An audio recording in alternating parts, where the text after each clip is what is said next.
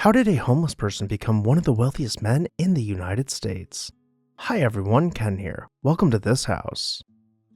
Born in 1835, Henry Pittock's adventure through life began when he was just 4 years old and his family emigrated to Pittsburgh from England. Growing up, he helped his father run the family business, a small printing press that paid the bills.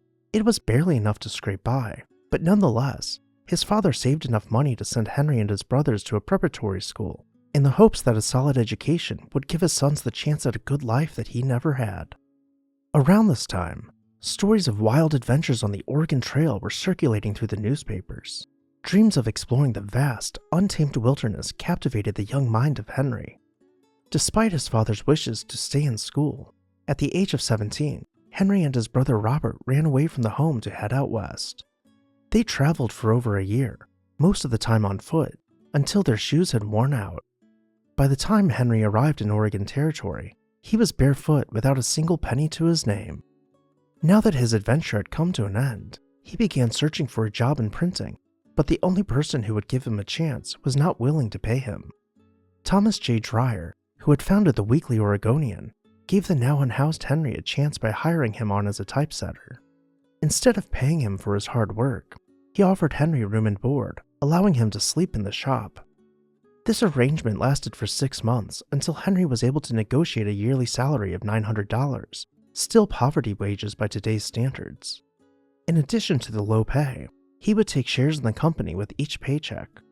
After years of this arrangement working out for both parties, Dreyer began investing all of his money in Abraham Lincoln's presidential campaign, foregoing paying his employees and racking up insurmountable debt to print for Lincoln. Meanwhile, Henry married the well-to-do Georgiana Martin Burton in 1860, and the two purchased a city block in Portland to call home for just $300, the modern equivalent of about $11,000. As Abraham Lincoln took office, he appointed Dreyer to his administration, leaving the Weekly Oregonian to fend for itself. Without any continued interest in the paper, Dreyer handed over the company to Henry with all of its assets and debts. What little money Henry had been able to save, he reinvested it back into the business, slowly paying off debts and selling subscriptions. Before telephones and the internet, national news would travel by telegraph to California, be transcribed, then sent on a steamship up the coast, making stops at each port until news reached Portland. Henry wanted to be the first to know about the happenings in the Civil War, realizing that if he were to report events first, he could gain a larger subscriber base and subsequently make more money. He paid a man with the Pony Express to bring transcriptions of national news straight to him by horseback, making sure he would be able to publish breaking stories days before his competition. Seeing his messenger so often, the two men struck up a genuine friendship. In April of 1865, news arrived in California that Abraham Lincoln had been assassinated. The messenger reportedly blocked the news from going out to any of the other West Coast publishers and made sure Henry received it first. The Oregonian broke the story, and for the first time since Henry had been hired, the company became profitable. Over the next decades, Henry continued to grow his media empire, amassing a fortune which he diversified by investing in lumberyards, railroads, and even founding banks. By the turn of the century, he was one of, if not the wealthiest man in Portland. Not only that, but Portland had grown significantly, and the block he had purchased for just $300 had become prime real estate. In 1912, he leased out the block for the modern equivalent of $8.3 million. Just prior to that, in 1909, he hired San Francisco-based architect Edward Folks to design his dream house. At the time, the 46-acre construction site sat just outside of city limits, high up in the West Hills overlooking all of Portland. After 5 long years of construction, with stonemasons and artisans adding finishing touches, the mansion was complete. It had been built from limestone and designed in an eclectic mix of architectural styles. The most prominently displayed was the French Renaissance Revival style and the Chateauesque. The 16,000 square foot mansion was equipped with every modern amenity imaginable, including intercoms, an elevator, and even a central vacuum system. The exterior had been heavily ornamented with stone relief work and a Greek key pattern traversing the frieze. Without further ado, let's make our way to the front door and begin exploring the mansion. The grand, bifurcated marble staircase sweeps between marble columns to greet us in the center of the mansion. From wrought iron balustrade to stone relief work, the interior is every bit as sumptuous as the facade. We will see more of the staircase later, but for now, let's continue exploring the first floor.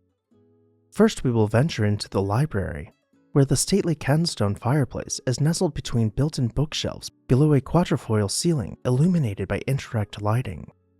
From across the hall, we hear the gentle, resonant notes of a harp drawing us into the music room. Natural light pours in through the windows, softly lighting the pastel palette of the textiles. Above us, the crystal chandelier dramatically casts its light onto the ceiling in wave-like ripples. The dining room embraces the popular arts and crafts style of the time and elevates it with Honduran mahogany. Above the wainscoting, the walls shimmer in blue hues from their iridescent Tiffany glazing. As the family took their seats in the dining room, their staff would have been busy finishing up dinner in their state-of-the-art kitchen. Not only were the appliances the most modern of the time, they included a refrigerator room where food could be chilled at various low temperatures. Nearby, Henry would start his day off in the breakfast room, where he would read through that day's issue of the Oregonian.